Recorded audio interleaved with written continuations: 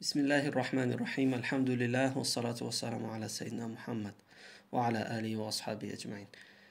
الله عزوجل قرآن برای ما بشریت فرستاد که تا راه هدایت از قرآن کریم بگیریم و قرآن سرلوحه تمام افعال و اعمال ما قرار بگیرد.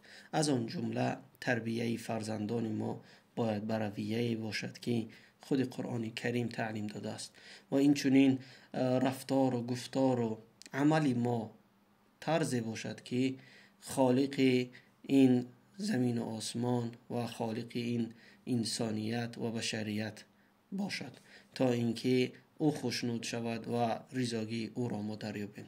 الله عزوجل در قرآن کریم می‌فرماید و ما خلقت الجن والانس الا لیعبدون، یعنی وظیفه انسانیت در این حیات تنها باید عبادت الله عزوجل باشد.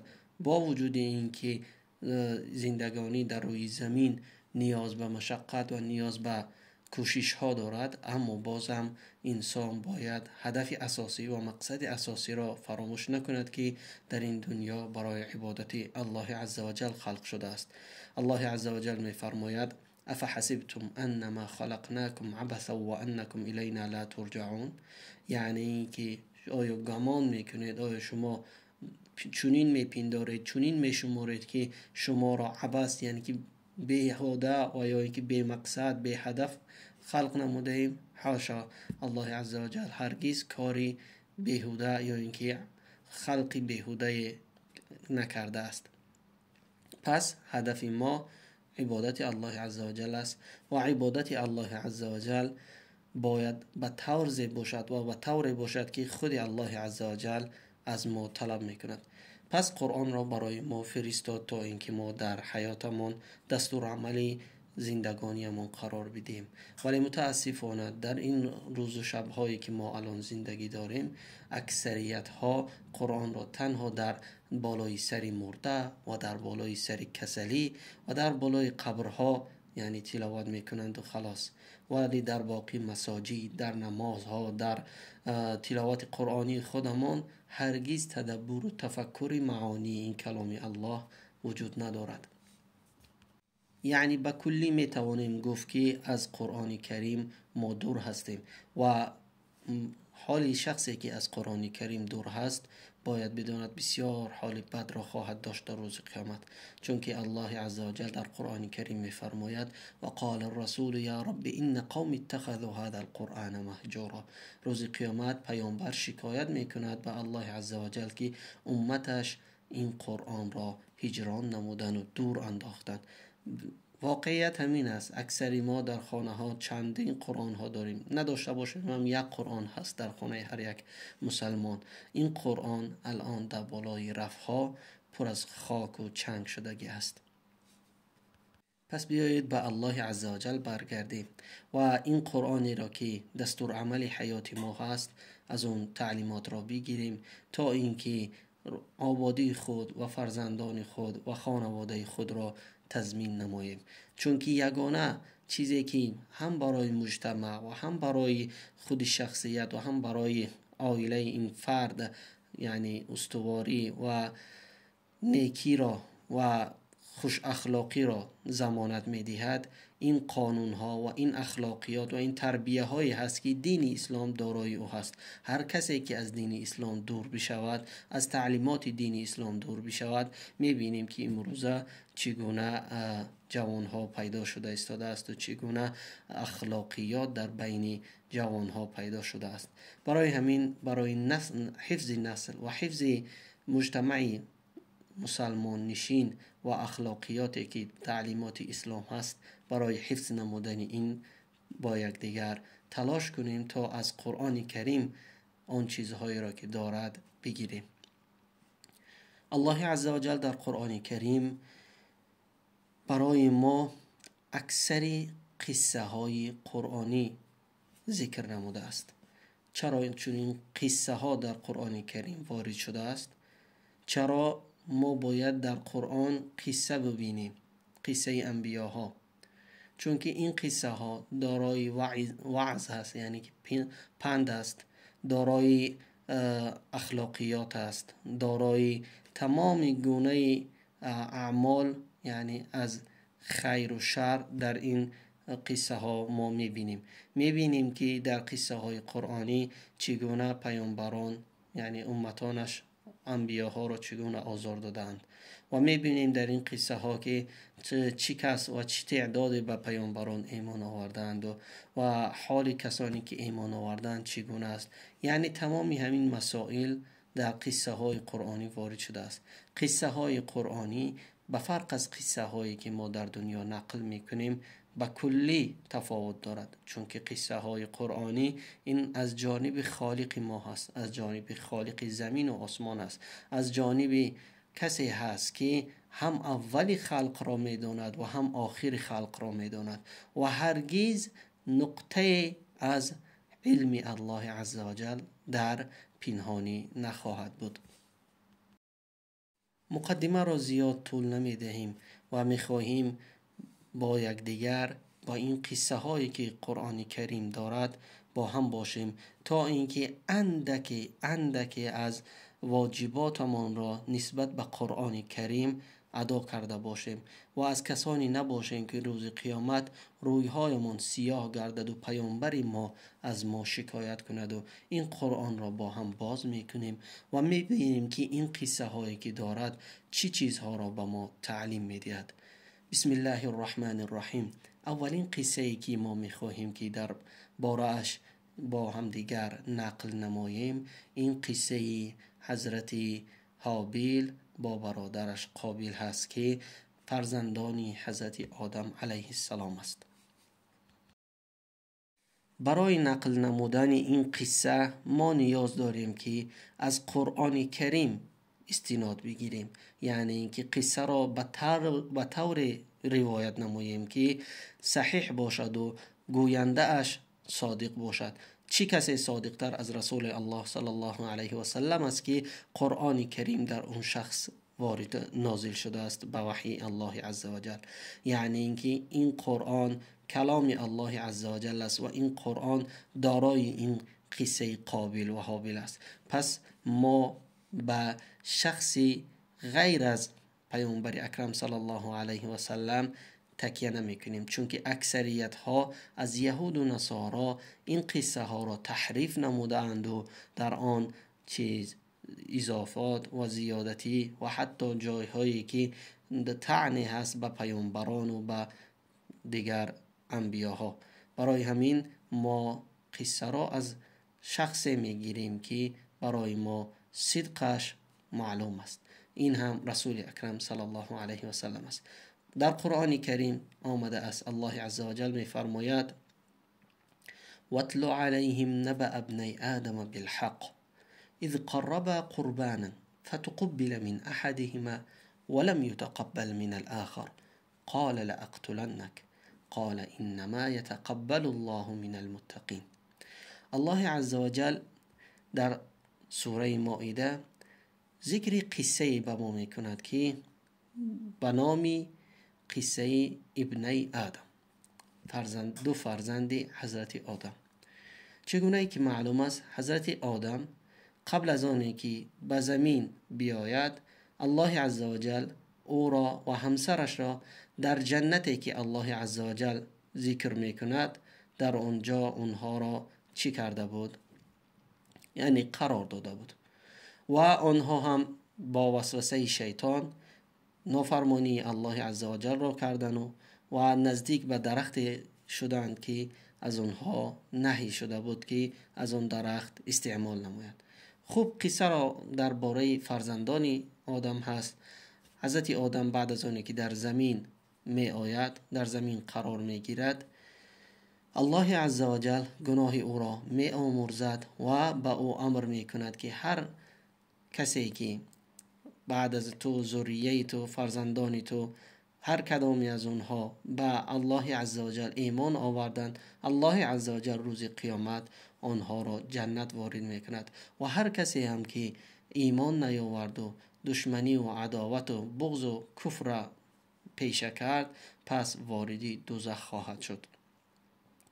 و الله عزوجل برای حضرت آدم قوانین و این چنین تمام یک منظومه حیات را تعلیم داده بود که چگونه در حیات برای نسل حضرت آدم دوام یابد قانون ها بگذارد. از آن جمله قانون ها این بود که از حضرت آدم هر زمانی که همسرش فرزند تولد میکرد همیشه دوگانیکه به دنیا می آورد. یعنی در یک شکمی که تولد میشد یک تا پسر بود و یک تا دختر، تا اینکه پسر به دنیا آمد همراه دوگانیک خود به نام قابیل. بعد از آن دوگانیک دیگری که یکی آنها حابیل و قابیل بود به دنیا آمد. یعنی قابیل فرزندی کلانی حضرت آدم بود و فرزند دیگری حابیل که کوچکتر از قابیل بود به دنیا آمد. و الله عزوجل برای حضرت آدم قانون را چنین گفته بود که همسری که از بطن اول هست، یعنی که دوگانیکی که حضرت آدم علیه السلام و همسرش به دنیا آورد، یکمین دوگانیک ها از دوگانیک دومین ازدواج خواهند کرد.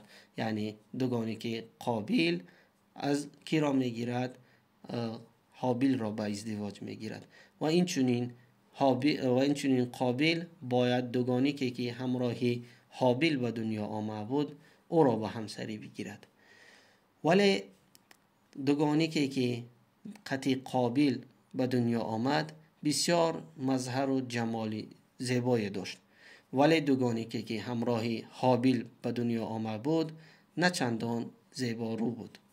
به همین خاطر زمان که میگذرد حابیل از برادرش قابیل طلب میکند که دوگانیک او را به همسری بگیرد، ولی قابیل در اینجا این امر را رد میکند و قبول نمیسازد که حابیل برادرش دوگانیک او را به زنی بگیرد و میگوید که این دوگانیکی که همراه من به دنیا آمده است زیباتر است از آن دوگانیکی که همراه تو به دنیا آمده است و من احق‌تر هستم و من برحق‌تر هستم که دوگانیک خود را به زنی بگیرم، از آنجا که من کلانتر از تو هستم، از آنجا که همراه من تولد شده است. پس به همین خاطر من راضی نمیشوم که تو ای حابیل دوگانیک مرا به همسری بگیری. باید بگوییم که این امر، این خلاف به کی را می رود؟ به نزد حضرت آدم. حضرت آدم قضاوت می کند که حابیل باید چی کند؟ دوگانیک قابیل را به ازدواج بگیرد. ولی قابیل در نزد پدرش هم رد خود را بیان می کند و می گوید که نه، هرگز من راضی نیستم که حابیل را دوگانیک خود را بدم. حضرت آدم با آنها امر می کند هر دویتون رفته قربانی دهید، در نزد الله عزوجل قربانی کنید، یعنی قربانی برید تا الله عزوجل کدام قربانی شما را یکی از شما را قبول می کند، پس همانتان می تونید که به این دختر زیبایی که بود ازدواج نماید. چگونه که معلوم است حضرت حابیل صاحب گاو و مال بود و قابیل صاحب کشت و زار بود. هر دوی آنها رفته از کشت و زار، قابیل رفته از کشت و زار خود چی را میگیرد؟ یک درزه از گندم را جمع نموده و برای قربانی کردن به یک بالای کهنیمه میماند. و این چنین حابیل که صاحب گاو و مال بود یکی از بهترین گوسفندهای خود که بسیار هم فربه بود او را گرفته برای قربانی به بالای کوه برده هر دوی آنها میمانند. و سنت الهی این چنین بود که در آن زمان حضرت آدم نیازمند نبود، فقیر نبود تا اینکه آنها برده این قربانی های خود را به اون فقیرها بدهند و تا اینکه الله عزوجل به آنها امر کند که قربانی کدام آنها قبول شده است. ولی سنت الهی در زمان قبلی چنین بود که آتش به قربانی مقبول شده وارد می شد تا اینکه این قربانی را کاملا بسوزاند و از بین ببرد. و هر قربانی که اگر قبول میشد الکی اون را آتش فرا گرفته از بین می برد. در همین جا الله عزوجل قربانی هابیل را قبول می سازد و آتش آمده این قربانی را چی می کند؟ در داده از بین می برد.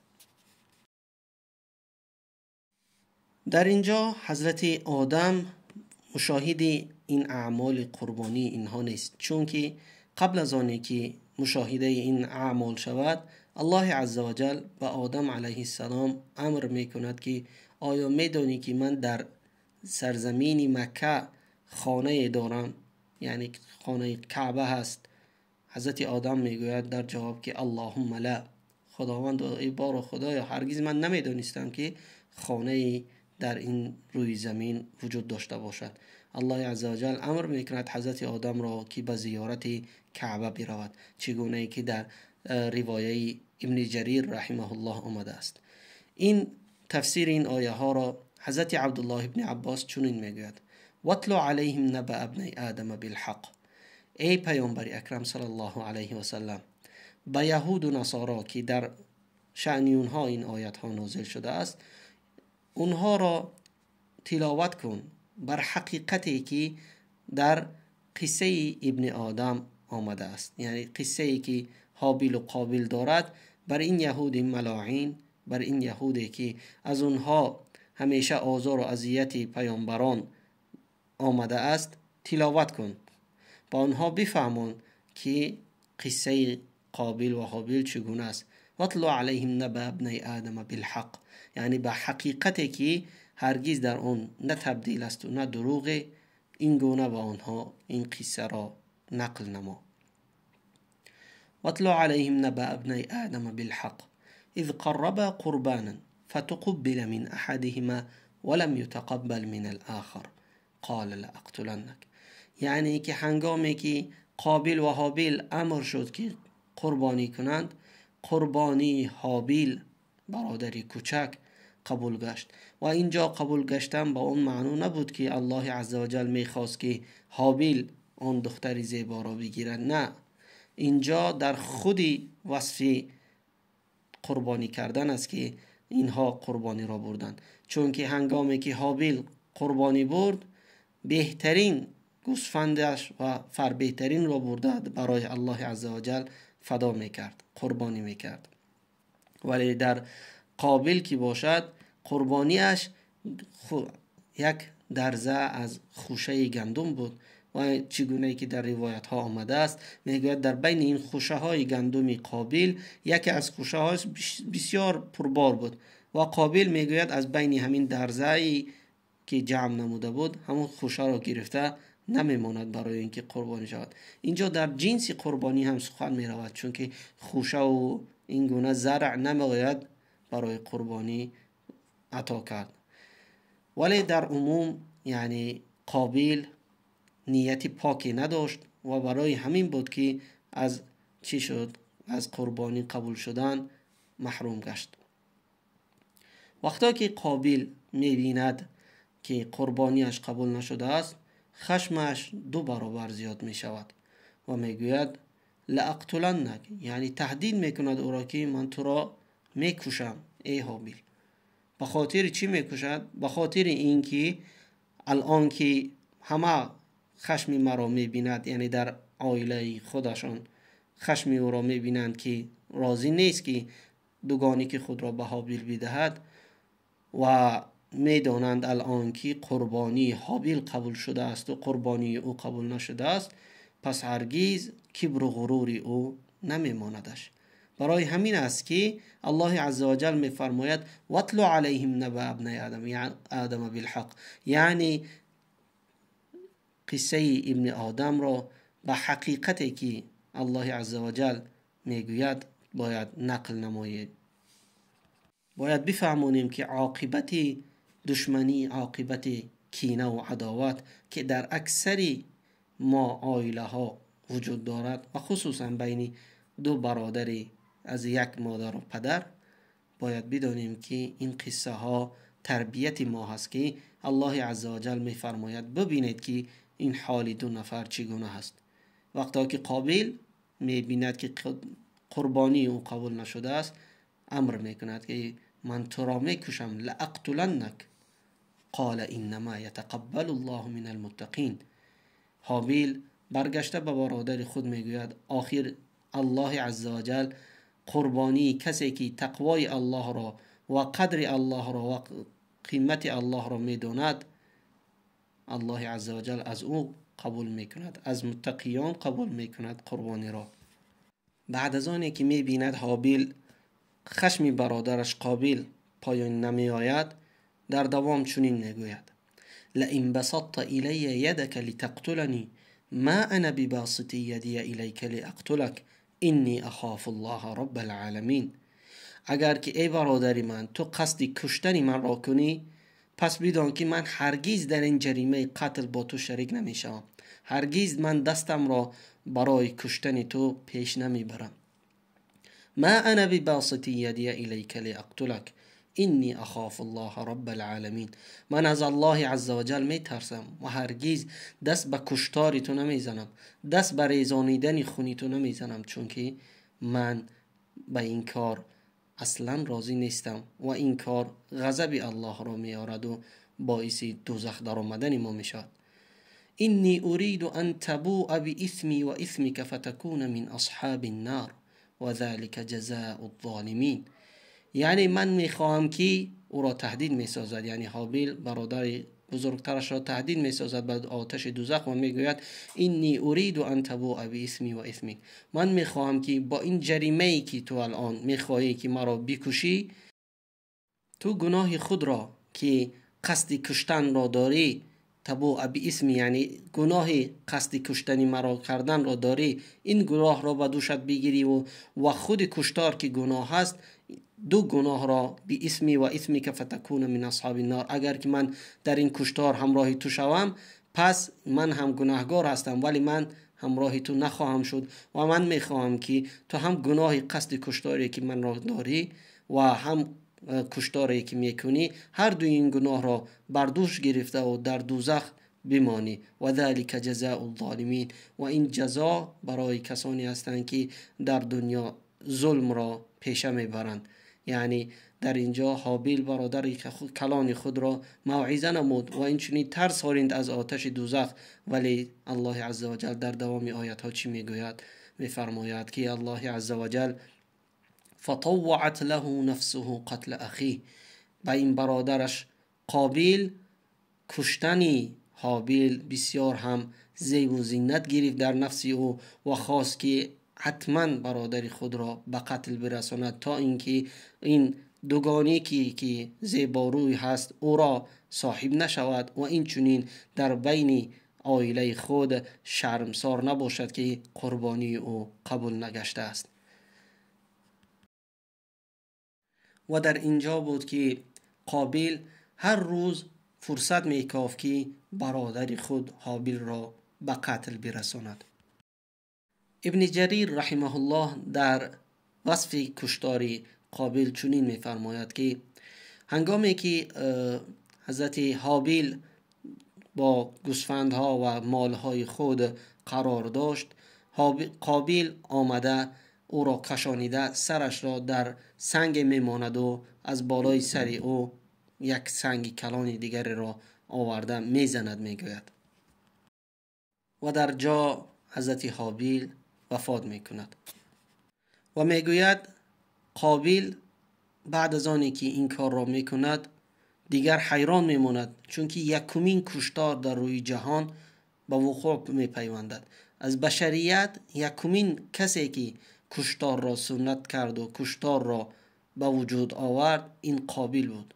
پس کسانی که میخواهند که کشتار را در روی زمین رواج بدهند باید بدانند که آنها سنت و پیروی از قابیل میکنند که برادر خود را اولین کسی بود که برادر خود را به کشتار رسانید. اکنون قابیل ماند و جسد برادرش هابیل. میگوید در قصه ها روایت آمده است که قابیل جسد این برادرش را طول 1 سال تمام در پشت خود گردانیده هر سو می برد و نمیدانست که با این جسد چیکار کند. و الله عزوجل برای فهمانیدن انسانیت چگونه دفن شود دو زاغی را روان می کند و یکدیگر را می کشند، یعنی زاغ دیگری را به قتل می رساند و چقری کنده او را زاغ دیگر را آورده کشال کرده در چقری می ماند و از بالای او خاک می پوشد.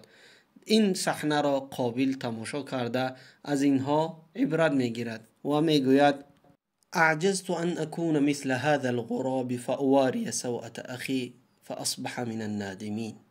یعنی بعد از نگاه نمودن این مشهد قابیل با خود می گوید ای وای بر من، آیا من نمی توانم که همانند این دو غراب یعنی دو زاغ برادر خود را گرفته دفن نمایم؟ فاصبح من النادمین. بعد از آنی که دفن میکند برادر خود را چی میگوید؟ فاصبح من النادمین. یعنی الله عزوجل میفرماید که قابیل بعد از آنی که این جریمه را، این عمل شنیع را انجام داد، تا ابدالابد از جمله پشیمانکاران خواهد بود.